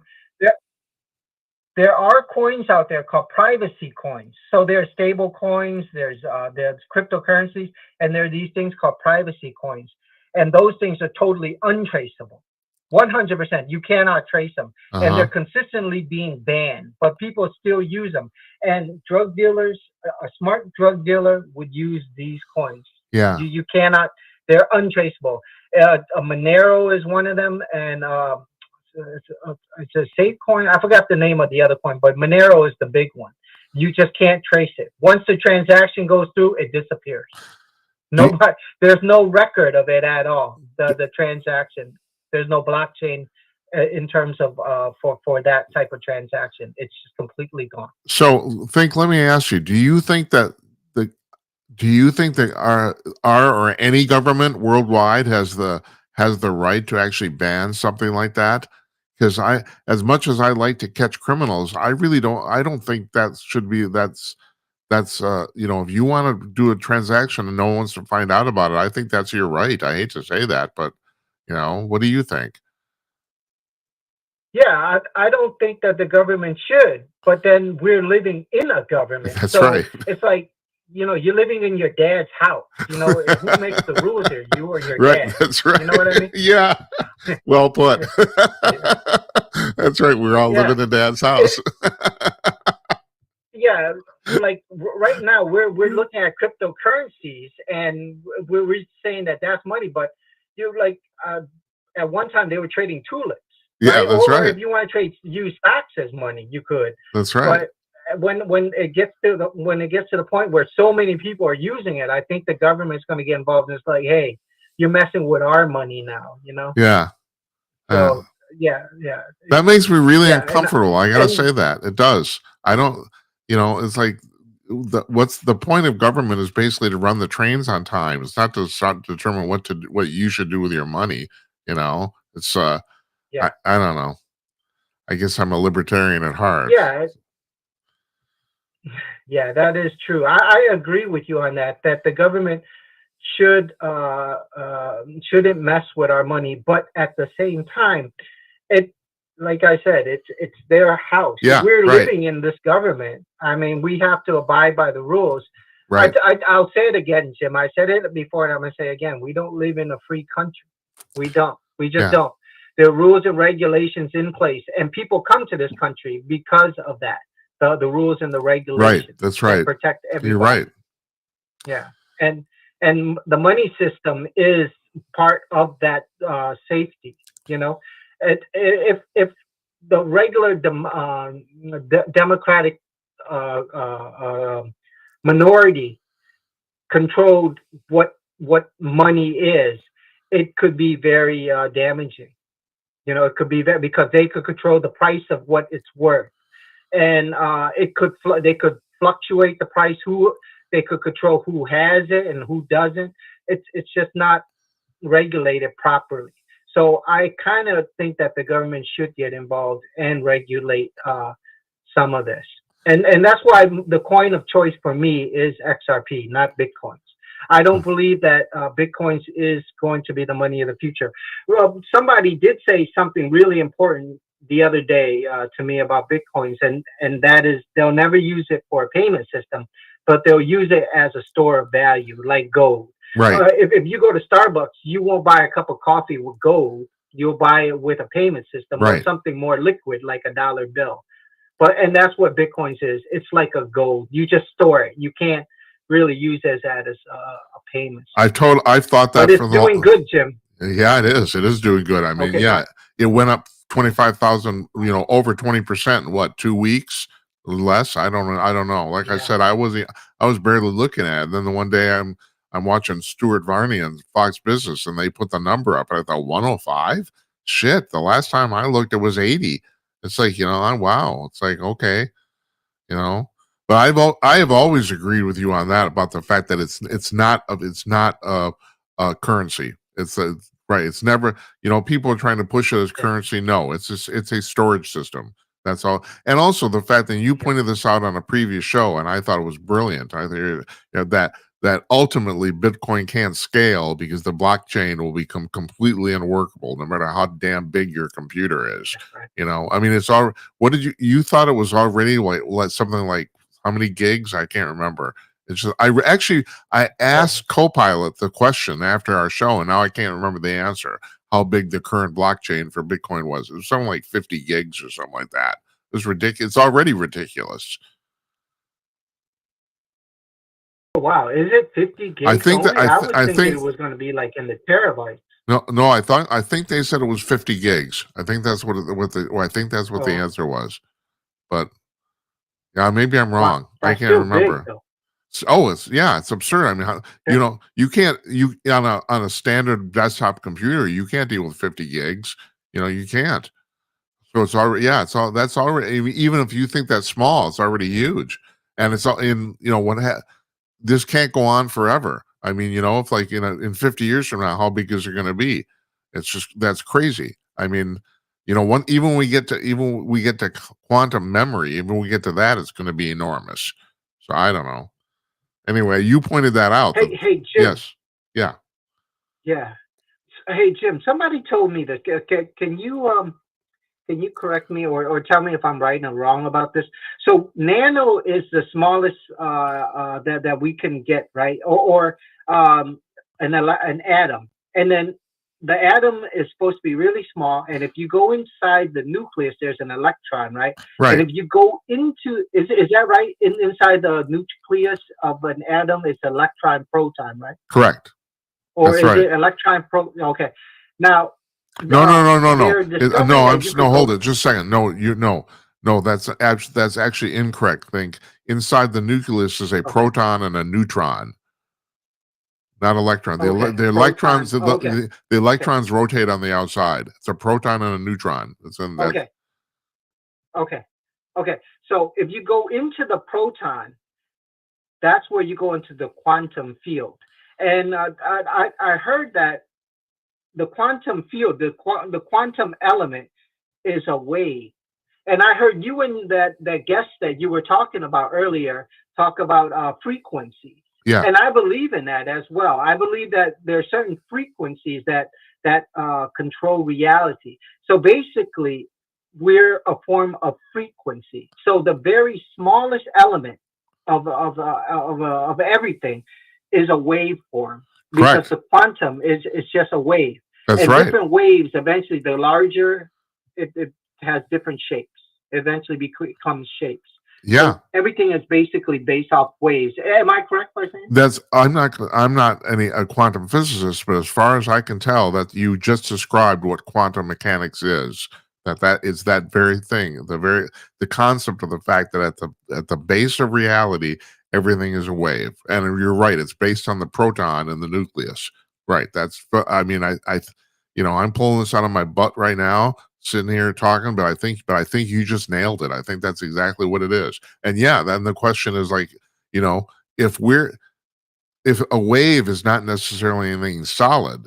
So, and people throw this frequency term around way too much, but yeah, at the basis of everything, you would have waves of different frequencies, and yeah, it's like that, and that's reality. It's crazy, but yeah, you as far as I can tell, that you were exactly correct. Yeah, so everything does depend on a level of frequency. So we should be careful, or if to elevate ourselves, I mean, we should be surrounding ourselves with a proper frequency to maintain our well-being or whatever. I would think, right? Yeah. If frequencies are the very core, then we should maintain it. We should surround ourselves with specific frequencies to whether we want to elevate or benefit, we should surround ourselves by certain frequencies. I guess what I'm speaking out, I'm thinking out loud, and I guess I'm starting to realize that I need to look more into what type of frequencies I should be surrounded. Well, that's actually that's the very essence of what you're talking about. Think is the fact that what you said is true, but I don't know if anybody has really figured out exactly what those frequencies are yet. That's the thing. I don't know if anybody really knows. I mean, I think there's people conjecture, they guess, but I don't know if there's any definitive research or evidence about what the actual frequencies should be. But yeah, as a concept, as far as I can tell, you're right. Yeah, if I'm going to go back in time now. I believe that the pyramids and our ancient ancestors knew this type of stuff. They knew it. Yeah. But we don't. We lost that ability, and I think that's what it is. That they knew how to control these frequencies. There's no other way to explain it, Jim. How they could have moved those big ass boulders or rock stones. No other way. I mean, there's no pulley that could have moved these objects like that. Did you see the debate recently with Joe Rogan and Dr. Zahi, he's No, that Egyptian no. guy? I heard about it, but I didn't see it. No. Yeah, Zahi Hawass. I think, yeah. He was on there, and I gotta tell you, Joe Rogan almost slapped the guy. Joe Rogan was like ready to flip out on him because Dr. Zahi was holding back, was basically blatantly lying. He blatantly was lying to Joe Rogan. And if you watch his debate, you could see Joe Rogan knows, because Joe Rogan has been doing this for a long time. He Yeah. knows when somebody's bullshitting, Right. and it's obvious the guy was lying. And there were times where that Zahi was saying, "I'm not a scientist. Don't ask me. I'm not a scientist." And then later, like maybe 10 minutes later, he goes, "Well, I'm a scientist. Right. That's why I could say this type of stuff." Yeah, I was going to say he is a scientist, isn't he? I mean, what is he talking about? He's an archaeologist. That's the claim, right? Yeah, but when Joe Rogan asks him about like, things like the whole thing that they found underneath the pyramids, he says, "I'm a scientist, and I'm telling you that's not true. That you can't censor that low, that far below the pyramids." And then later, Joe Rogan would say, "Well, what about this technology? Do you know anything about it?" "Well, I'm not a scientist. How should I know about that technology? Yeah. I'm not a scientist." Like he's, beating around the bush. He made no sense. And Joe Rogan really started getting really mad, like the things that he was saying. He's such a joke. He's basically, I think you were talking about the original person that we were talking about, Jake Taper, where he's being manipulated to say specific things, and that's him. He's being manipulated to behave this way, Well, or yeah. to hide or do something. He's shilling for the Egyptian government. There's just no doubt about it. I mean, he always has been. I've told you this previously. I've been told that privately he has told people that the Great Pyramid in Giza was basically a giant electrical power plant. And there's very compelling evidence to suggest that's true. Now, but the thing is, there's no evidence to suggest what they did with the electricity. That's the weird part. No one's, other than tiny little devices, little pot batteries or something like that. They've never found any electrical devices in archaeology in Egypt. But they were flooding the basement of the pyramid with hydrochloric acid. That's pretty much been verified now permanently because of it embedded in the walls. And the only reason you would do that with that much hydrochloric acid is to generate electricity. I mean, it's actually, hydrochloric acid is not a natural substance, so they had to distill it. And there's no reason you distill it other than to generate electricity. That's the only reason you do it. So then the question is, well, what were they doing with the electricity? I mean, if if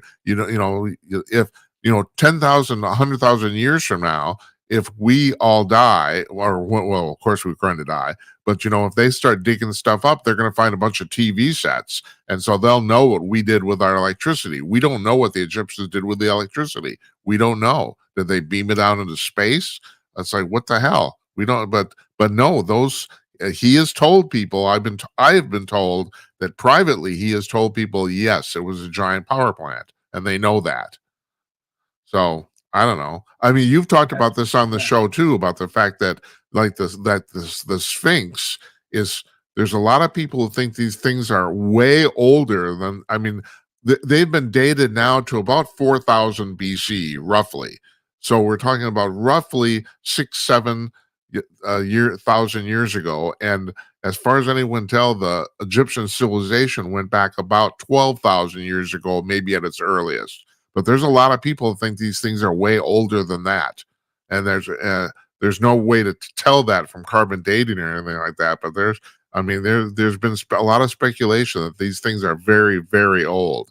And you're absolutely right. If they're that, you can't, so the common conception is that those three big pyramids were built by like 100,000 laborers. I don't know the blocks. There's in the Great Pyramid alone, there's 2 million blocks, and they average 50 tons apiece. Like, I don't know if you can get 100,000 people to move that many blocks. I don't really. It's like that seems like what's the word I'm looking for? Herculean task. I don't know if it could be done. Yeah, and it's not just that. Some of those blocks were about 500 miles away. Is that what it is? Yeah, I think I heard somebody. You're right. They came from 500 miles away. Probably. That's right. 2 million of them. It's like Jesus Christ. I mean, I don't even know. I don't even think there's even. I mean, I'm going to have to ask AI this question after we get done here. I don't even know how many girders are in the Empire State Building, but I'm guessing it's not even close to 2 million. And those are steel girders that were manufactured. I mean, Christ, you're talking about 50-ton stone blocks, 2 million of them from 500 miles. That's crazy shit.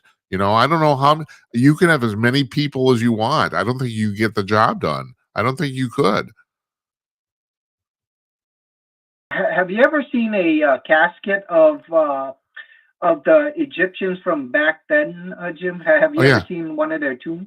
Yeah, like Tutankhamun's. Yeah, it's really small, right? Yeah. Yeah, they weren't big people. They're really small. Yeah. The people back then, Jim, were really small people. I think on average, they were probably around 4 feet or, really short people and small. Right. So they didn't have the strength that we do now. No. So how did they move all this? It just makes no sense. No, it doesn't. It makes no sense to me. You even go back to like the American Revolution, even 250 years ago, there were very few men that were above 5 feet tall, even 200 years ago. I mean, I don't know if you know this, but one of the things that was so striking apparently about George Washington is that he was 6 feet tall. He was 6 feet tall during a time when the average person was only 5 feet tall. It's like it's like standing next to LeBron James, but that was only 200 years ago, let alone 4,000 years ago. So no, you're absolutely right. These people were small. Yeah. And for them to move these type of blocks, I don't think enough ropes or enough for 100,000 of them could, unless 100,000 of them pulled it at one time. It doesn't make sense to me how it could have been done. You're right. I have to agree with Graham Hancock that they had a technology that we don't understand. And I would believe that it goes back to the quantum thing that we're talking about, where there's a wave that they understood this. They understood that there's some sort of wave that they can manipulate. Right. That's for now. That's what I'm going to go with, that they understood this wave thing, the quantum field, where they could move things. I don't know how they did it, but they understood it, and that was their technology. And I think that if anything, they built the pyramids to emphasize that ability. Yes. You know what I'm talking about? Exactly. I think you're absolutely right. It was a demonstration. That's right. They did it to demonstrate they could do it. And so you're right about this. Think about the fact, you could get 100,000 guys connected with the ropes could easily pull a 50-ton block. But could you do that 2 million times in a row? See, that's the thing. I mean, if you have enough people, you can move a 50-ton block. That's not really hard if you have enough people. The problem is doing it 2 million times. That's the problem. I mean, you'd have to do them. I mean, you'd have to work 24 hours nonstop. I have no idea how many years it would take to do that. But no, I agree with you. I think whatever they had going on, they built these pyramids to demonstrate the fact they could do it. That's what I think. I think you're absolutely right. Yeah, I mean, I also agree with you that they use these pyramids as some sort of device. I think you were saying that the pyramids was used for electricity or a generator or something. Yeah, like that. their theory. I also believe that they used a lot. No, go ahead. Yeah, I believe that they use. I believe that they use these pyramids to emphasize their ability.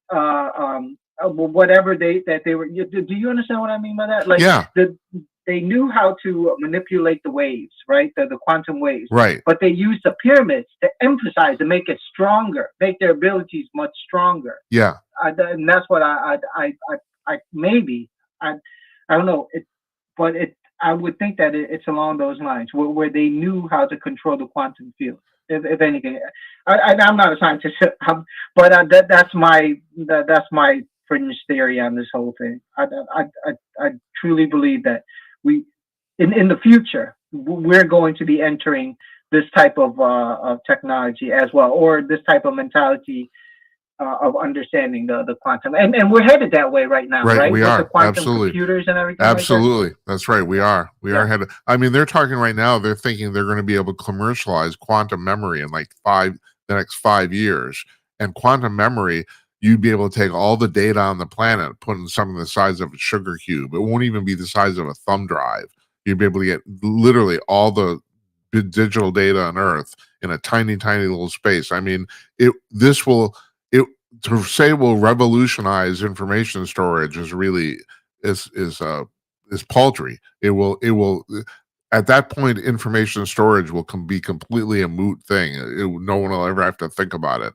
You're involved in network stuff, and as a programmer, I started in the 1990s, and I remember in the 1990s where the big thing was code optimization. I don't know if this means anything to you, but the idea is that like that you could make code run faster if you took the spaces out of it was all an arcane thing, and we did it. And I still remember one of my buddies saying, 20 years from now when the computers speed up, nobody's going to give a crap about this. He was absolutely right. Nobody bothers to optimize code at all. It's just like you just throw it in and it runs, or it doesn't run, one or the other. But it doesn't matter how optimized it is because nobody cares. The computers are so damn fast, nobody gives a shit anymore. And you're right. We're heading toward that. It's going to be to the point where there's stuff that are problems for us now. They're going to be completely moot. And we're probably, I don't know if you and I will live to see it, but 20 years from now, it's going to be really interesting to see what's going on.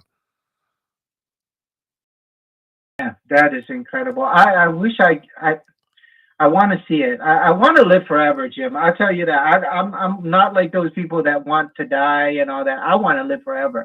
I want to see what the future holds, and I want to be part of it. I grew up watching sci-fi stuff. I'm deep into sci-fi, and I want to see the future.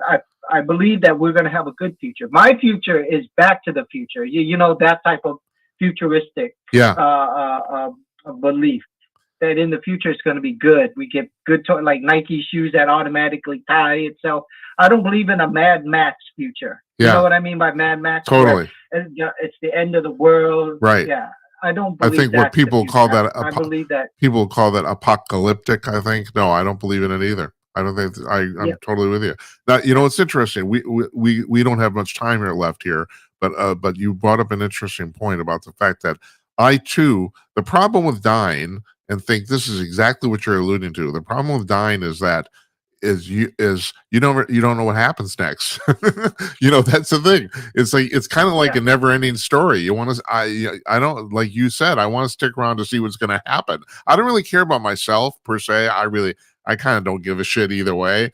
I don't. But curiosity alone, I want to stick around to see what happens. Because you think about like my cousin died last week. Well, he won't know who the next president is. He won't find out. It's like people have died. George Washington never saw what happened. He's never seen modern Dallas, that sort of stuff. It's like, I agree with you. I want to stick around just to see what the hell's going to happen. It's like, so I don't know. Now, well, you're about from what I gather, you're about 15, 20 years younger than me. So I think there's a very good possibility that your generation is going to live. I've told this to my nieces and nephews. I think you could reasonably hit 120. I think so. I think that the generation after that, in other words, your grandkids, I think they could live 400 or 500 years. I think at that point we'll figure it out, because aging is basically just a disease, and they're working on it. So, And I don't know if you follow. Jim. Yeah, go Jim, ahead. Go ahead. Okay. Thank you. So I heard you talking about reincarnation earlier. Yeah. And I do believe in that as well. There are too many examples of people behaving in ways where you just don't know why they behave that way. I heard you talk a story before on your show about these kids that automatically knew how to speak different languages out of nowhere. Right. Am I correct? Yes. You had said that. Yeah. They're just born knowing how to speak different languages, and it's not just that. That's probably a little not often that situation, but there are so many situations where people are scared of snakes or spiders. You know, why are these people automatically scared of snakes and spiders and heights and stuff like that? And I believe that in the past, these are the animals that killed them. Right. Snakes, spiders, rats, maybe, or they fell. That's why there's so many people scared of heights for no reason. You know, they're just scared of it. Yeah. And I believe that that's our past telling us, helping us to live longer in the future. We're born again with these type of fears so that we can move forward. Does that make sense? Yeah, and that's the predominant theory too. You're absolutely right that people are afraid of stuff that killed them in the past. You know, the thing with the kids is absolutely fascinating.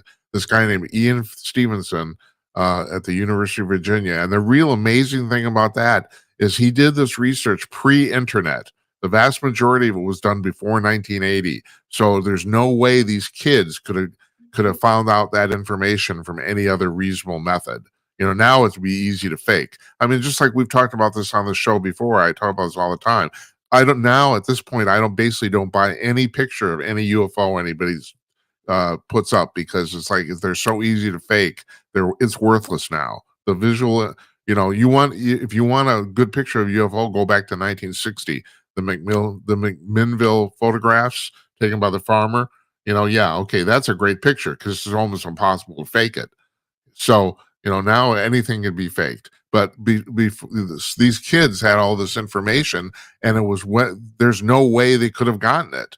That was the real amazing thing. So, and for those of you who don't know what I'm talking about, I'm talking about the research.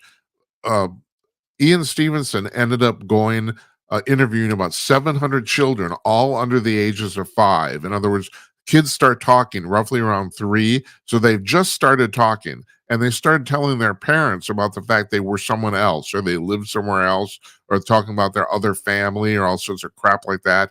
And then these people, I don't know how, I remember reading how Stevenson fell into this, but they would call Stevenson, and Stevenson would come and interview the children and ask them very specific questions. Where did you live? What was your name? Who's the name of your spouse? What was your kid's name? What did you do for a living?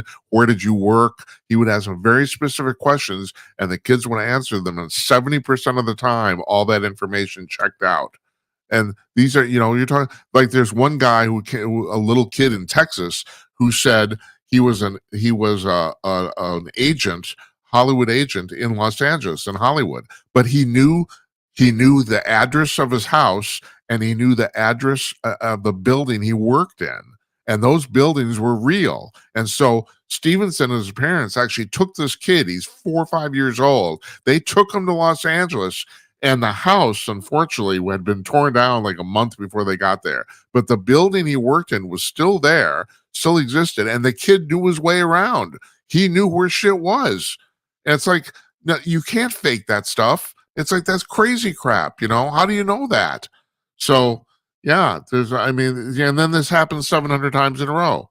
So you're going to say that that's not real?